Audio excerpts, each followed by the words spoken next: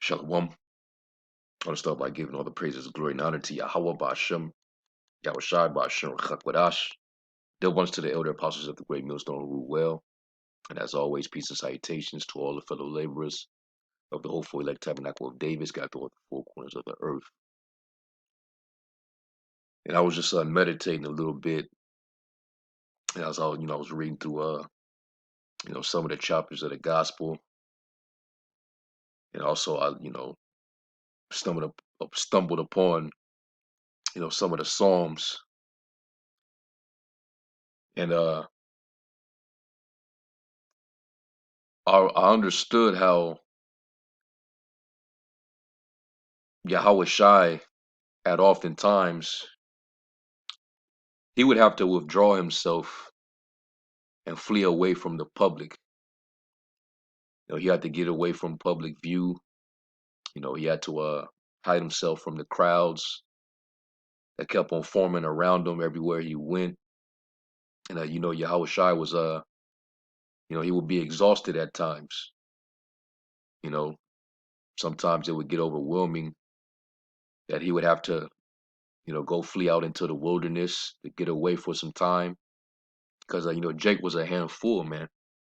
Now, not only did he have to show compassion upon his people and perform miracles among them and heal a good number of them, but he also had to deal with the contradictions, the opposition. He had to deal with Jake getting carnal, Jake plotting to assassinate him, plotting to snatch him up, do things to him. Everywhere he went, everywhere he turned, he was being challenged. So you can completely understand why at times Yahushai had to get away. And in this lesson, I'm gonna show that. And this is how we know that we're not gonna truly get rest until we're in the kingdom. All right. There's a place of rest, but we have to labor to enter into that rest. So, we're gonna have to deal with, what he had to deal with. We got to constantly deal with Jake, asking all type of questions. They want us to be, their marriage counselors. They want us to answer, you know, deep things and things that is not even necessary to salvation. Jake scoffing, scorning. Jake want to go on a tit for tat back and forth. You know, and this is what that's what comes with the territory. But this is what Yahushua had to deal with first. You see, so I want to start with this Psalm of David. This is Psalms 55, and Psalms 55 in verse 1. It says, "A Psalm of David, like it to the chief musician on Neganoth, my shield, a Psalm of David. Give ear to my prayer, O power, and hide not thyself from my supplication. Attend unto me and hear me. I mourn in my complaint and make a noise because of the voice of the enemy, because of the oppression of the wicked. For they cast iniquity upon me, and in wrath they hate me." And it's talking about amongst his own people. All right, he even, when King David triumphed, all right, when he, took the throne, and actually let me go to it real quick. I think it's in Samuel, 2 Samuel, the 22nd chapter. 2 Samuel, let me see.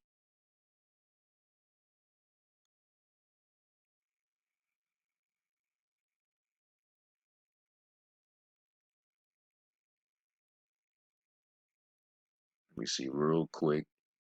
We'll talk about the inner strivings of his own people. Yep, 2 Samuel 22 and verse 44 says, "Thou hast delivered me from the strivings of my people. Thou hast kept me to be the head of the heathen, a people which I knew not shall serve me." But he had to deal with the strivings of his own people, man. That always came within the territory of, being a ruler over your people, or even a prophet. If you was a prophet, they Israel always had art with the prophets that they slew their own prophets. There was always sought an occasion to, you know, do something to them. Because Jake hated the prophets, man. There was always Jake was always enemies to the Most High, and it showed. They always went against. They always uh, was in opposition of the leadership the Lord always set up for them, especially if they were righteous leadership. All right. So anyway, getting back to it, it says it says my heart is sore pain within me, and the terrors of death are fallen upon me. Fearfulness and trembling are come upon me, and horror have overwhelmed me. And I said, oh, that I had wings like a dove, for then would I fly away and be at rest. Man, if I had wings like a dove, if I had the power to fly, man, I get far away from these niggas. Then I get to chill, I get to rest. All right, but we know that we're not gonna have rest until we're in the kingdom. Okay. Verse 7, it says, lo, then would I wander far off and remain in the wilderness. Salah, right in the desert, man. You're gonna see that Yahawashi would at times do that, just so he can have a place of solitary, just to chill for a little bit away from the people, man. Because Jake is a handful, man. You get tired of niggas. You really do. I would hasten my escape from the windy storm and tempest. Destroy, O Lord, and divide their tongues. For I have seen violence and strife in the city. Day and night they go about it upon the walls thereof. Mischief also and sorrow are in the midst of it. Wickedness is in the midst thereof. Deceit and guile depart not from her streets. And that's Jake, man. It tells you how, Jerusalem is filled with violence, all type of deceit. Every man walking with slanders. Every man will utterly supplant. They will walk with slanders. They will worry themselves uh, to lie. All type of rebellion. Okay, and that's what when you around Jake, that's all you see.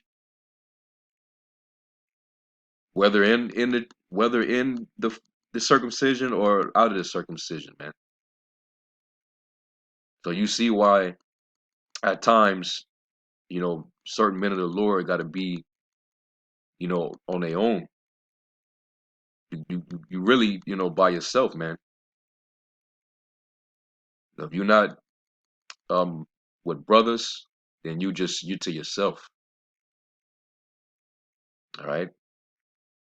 So anyway, I want to go to some of the examples dealing with Yahawashi, because there were times where he would just dip off, man, and you could completely understand. So let's go real quick to let's go to John 4 real quick.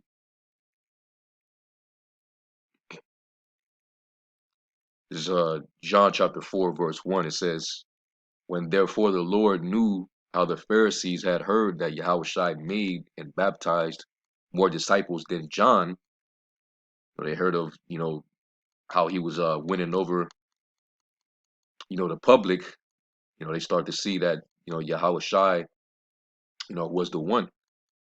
All right.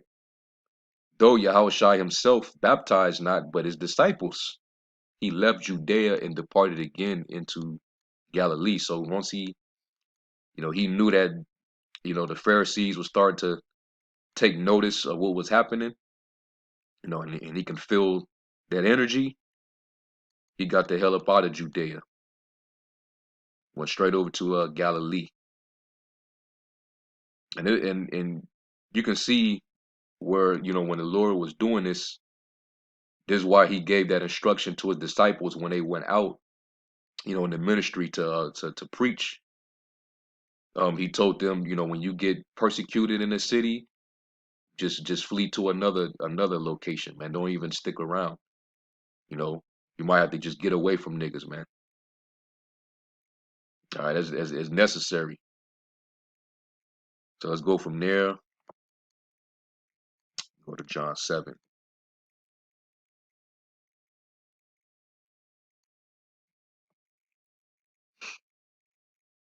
Yeah, John 7:1, it says, after these things, Yahawashi walked in Galilee, for he would not walk in Jewry because the Jews sought to kill him.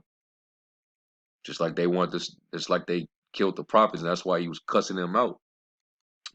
Fulfill you the measure of your fathers, man. All right. Those those sepulchres, that's you. All right. It says, now the Jews' feast of tabernacles was at hand. His brethren therefore said unto him, depart hence and go into Judea, that thy disciples also may see the works that thou doest. For there is no man that doeth anything in secret, and he himself seeketh to be known openly. If thou do these things, shew thyself to the world. For neither did his brethren believe in him. Then Yahushua said unto them, my time is not yet come, but your time is always ready.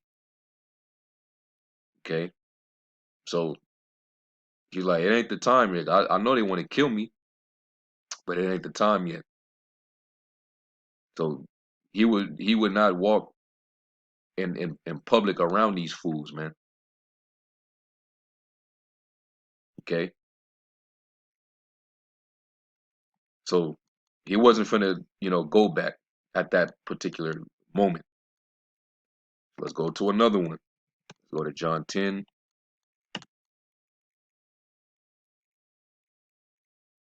And in the midst of all this, they're healing people, you know, uh, they're preaching the gospel, they're comforting people, but all type of, challenges, Yahushua dealing with them wicked Sadducees and Pharisees, you know, arguing about the law, trying to find words that they can use against them to incriminate them. He had to deal with all this, man. So the pressure was there. He had to, that's why he drank wine from time to time. His eyes was getting red. Man, Yahushua was stressed, man. And you can see it now, man. You can see why, because we see the souls that we deal with today, they were back then, you know. So let's go down. This is John 10.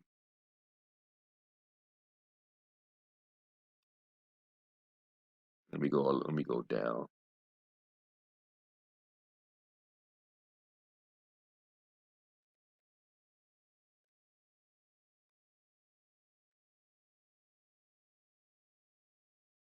Yeah, this is when they was getting on him because they thought he was trying to make himself equal with the Most High. This is John 10, and I'll start at verse 33. Says, the Jews answered him, saying, for a good work we stone thee not, but for blasphemy, and because that thou, being a man, makest thyself the Most High. Yahushua answered them, is it not written in your law? I said, you are gods. If he called them gods, unto whom the word of the Most High God came, and the scripture cannot be broken. And, you know, this is this right here, this should make you open your eye a little bit, because he said that this is written in your law. Now, we know that all things must be fulfilled concerning Yahushua that is written in the law. He said, I came not to destroy the law, but to fulfill. And right here, this is proof of that he was even, referring back to the law. Basically, the Psalms is also considered a law. That's why he said, it is not written in your law. Okay? So it says, say ye of him whom the Father hath sanctified and sent into the world, thou blasphemest, because I said, I am the Son of the Most High.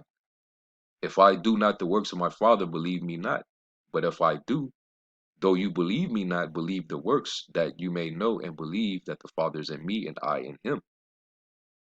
He was working that work that they couldn't see, right? And it was marvelous in their eyes, right? It says, therefore they sought again to take him, but he escaped out of their hand and went away again beyond Jordan into the place where John at first baptized, and there he abode. So he got away again. He got the hell away from these niggas, man, and he went to a place where he could just chill, for a minute. It happened to be where John baptized, and we know John was, he was in the he dwelt in the wilderness, man.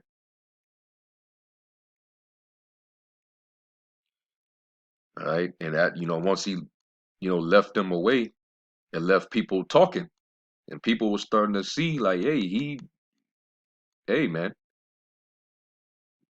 John told the truth about this man. Okay, John did no miracles, but all the things that John spake of this man was true. And you have more people that start to convert and believe and follow Yahawashi based off of John's ministry. But you got men in the circumcision that's teaching that John fell out of the truth and wasn't in the truth. So you see why you know what I'm saying?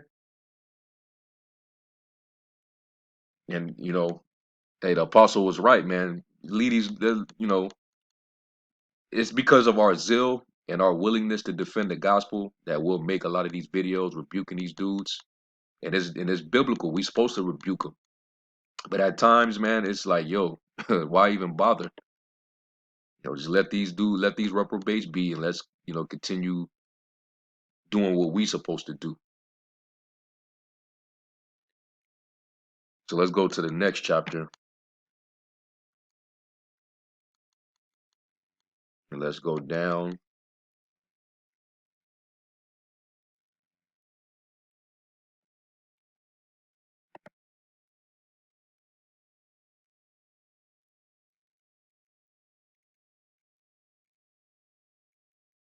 Let's start at verse 45. I'll start at 45.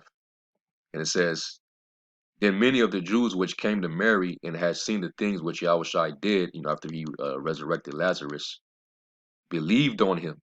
But some of them went their ways to the Pharisees, so they went back to the Pharisees. Hey, we need to holler at y'all, man. Y'all heard what happened, right? And told them what things Yahushua had done. Then Slakia, then gathered the chief priests and the Pharisees a council and said, what do we? For this man doeth many miracles. If we let him thus alone, all men will believe on him, and the Romans shall come and take away both our place and nation. And one of them, named Caiaphas, being high priest that same year, said unto them, you know nothing at all. Consider that it is expedient for us that one man should die for the people, and that the whole nation perish not. And he spake he not of himself, but being high priest that year, he prophesied that Yahushua should die for that nation, and not for that nation only, but that also he should gather together in one the children of the Most High that were scattered abroad. From that day forth, they took counsel together to put him to death. There you go again.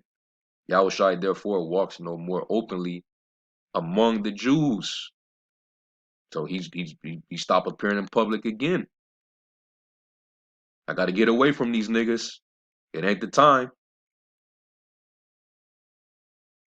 But went thence into a country near to the wilderness. He fled into the desert, a solitary place, man, into a city called Ephraim, and there continued with his disciples. See, so it was necessary, man. The Lord had to get away. He had to constantly just get away, man. Let's go to Mark 6 chapter.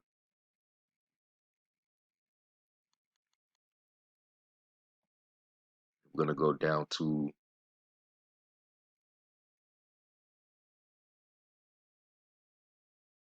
verse 30. It says, and the apostles gathered themselves together unto Yahawashi and told him all things, both what they had done and what they had taught.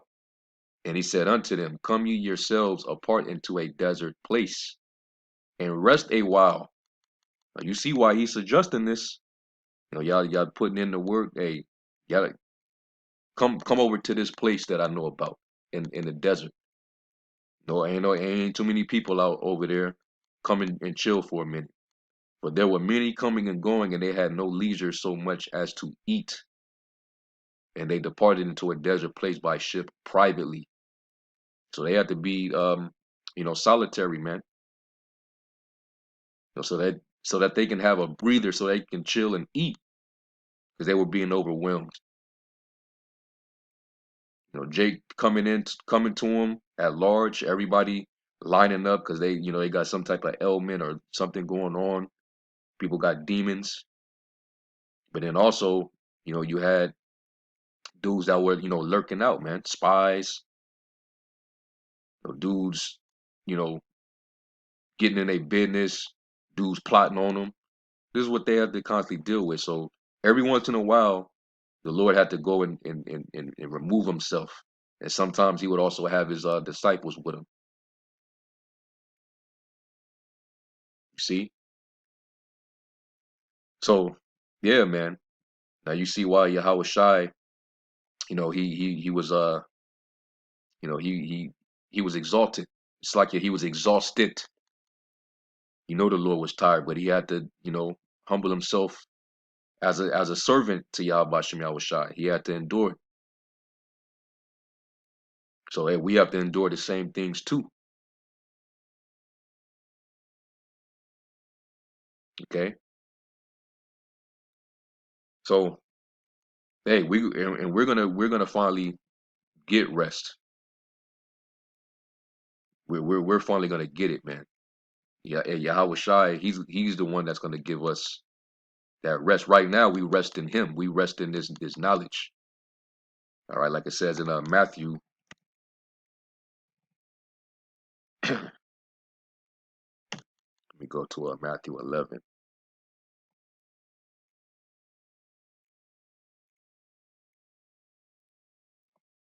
Yeah, Matthew 11 and 28. It says, "Come unto me, all ye that labor and are heavy laden, and I will give you rest.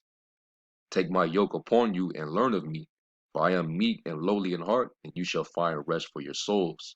For my yoke is easy, my burden is light."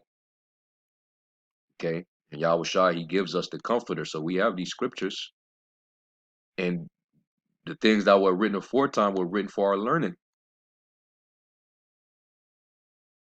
You know, that through faith and patience we might have hope. So when we have these experiences of, constantly dealing with, Jake and their questions, Jake, uh, you know, scoffing and scorning, Jake, going in tit for tat, making videos, going through the slanders, Jake possibly wanting to get carnal. Hey, but the scriptures give us, the understanding behind it, man. And it comforts us. So it makes it easy to deal with. Okay. So, I hope this lesson was found edifying. I just want to give y'all just a little glimpse into the experience of Yahweh Shai. That you can see why he drank. Sometimes he had to you know withdraw himself to go get a bite to eat, to go pray and meditate and have some intimate time with the Heavenly Father. You see why he had to do that. Jake is a freaking handful, man. But hey, he loves his people. We love our people, but Jake can be overwhelming, man. But anyway, I'm gonna give all praise, glory, and honor to Yahweh Shem Shai. And until the next lesson, Shalom.